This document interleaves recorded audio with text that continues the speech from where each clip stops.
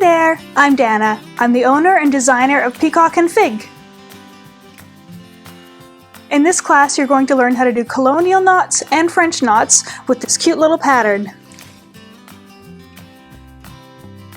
Knots are an important embroidery skill to master because they're found in both hand embroidery and cross-stitch patterns. If you're new to embroidery, I would suggest doing the Hand Embroidery Fundamentals class, in which you'll learn how to do this cute little project here.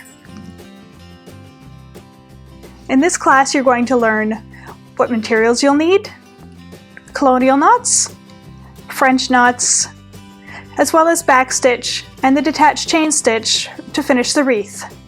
So what are you waiting for? Let's jump right in and get started.